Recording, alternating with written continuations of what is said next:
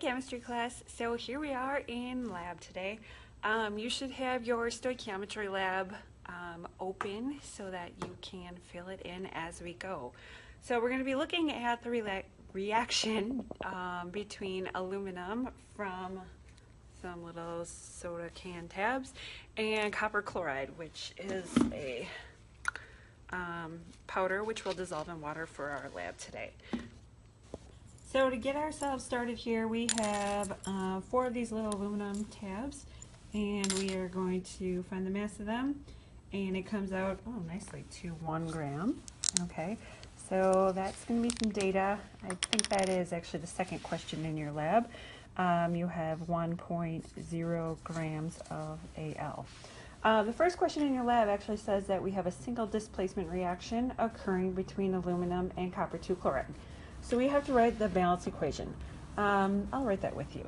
So we have aluminum, just solid regular old aluminum, plus copper 2 chloride is going to have the formula CuCl2.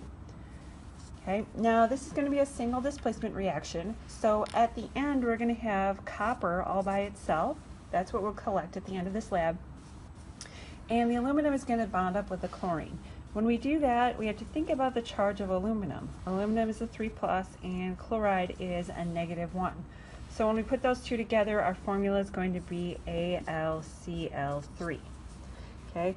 Last thing we need to do is balance this reaction. You see we have 3 chlorines here and 2 chlorines here. So we'll have to make them both equal to 6. So this one will be times 2, this one will be times 3. When we do that now, we have 2 aluminums, so we'll have a 2 in front of our aluminum here, and our copper has a 3, so we'll put a 3 in front of our copper right there. So this is our balanced reaction that we're going to do. So the second question was how many grams of aluminum, so we're going to use 1 gram of aluminum for this lab. We need to convert this into moles because the ratios that we're looking at here, the 2 to 3 to 3 to 2, these are mole ratios. So we have to convert this number into moles.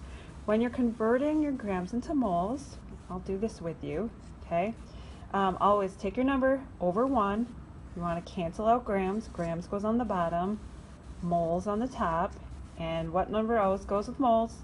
1, okay? So down here, this is going to be the molar mass of aluminum. When you look that up on the periodic table, it's going to be 26.98 grams. So you're going to take 1 divided by 26.98 and you'll have your moles. So when you divide that out, 1 divided by 26.98, you get 0.037 moles of aluminum. So grams top and bottom cancels, and that's how you know for sure that you have moles of aluminum. So the next question in the lab is saying that for the lab we want to react this with copper chloride. We're going to react this aluminum with copper chloride. So we want to use our mole ratio to figure out how much copper chloride are we going to need to use for this lab. So we'll take our number that we're working with here, our moles of aluminum, over 1. We want to cancel aluminum and we want to find copper chloride. So we'll put copper chloride on the top, okay, and aluminum on the bottom.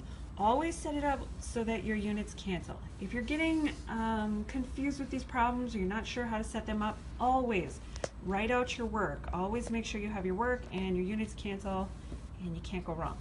These numbers here are going to be your coefficients from your balance equation. So for copper chloride, you're going to have a 3 here and a 2 for aluminum here. So you'll take your 0.037 times 3 divided by 2. So when we multiply that out, we end up with 0.056, and that would be moles of CuCl2. Now for a lab, we have to be able to measure out our copper chloride. We can't measure it in moles, we can measure it in grams on our scale. So our next step is we need to convert that into grams. So we'll just squeeze it in here. 0.056 moles of CuCl2.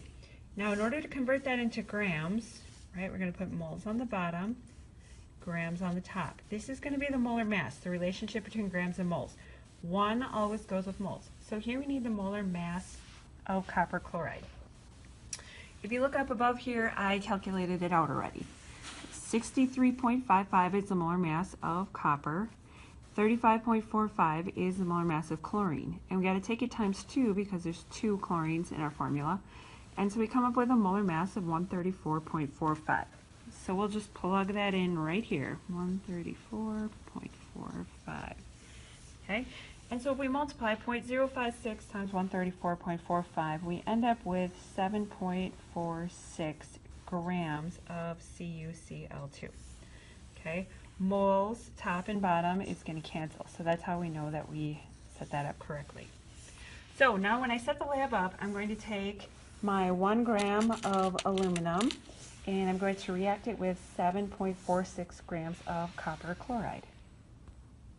Okay, so I've got my copper chloride all measured out. I'm going to add some distilled water to it to dissolve it. Add more. This reaction, you can see, is quite exothermic. It's fizzing a lot. It's really very hot as well. If we look at it, I don't know if we can see in the video, probably not real well. We'll let it settle out and then we should be able to see the solid particles on the bottom. If I lift the tabs out, you can see them now. They are looking quite copper covered. So our single displacement reaction is happening. Our aluminum is dissolving and becoming aluminum chloride, which is soluble and will be dissolved in the solution. And our copper is going to be alone at the end, and that will be our solid that we're looking at.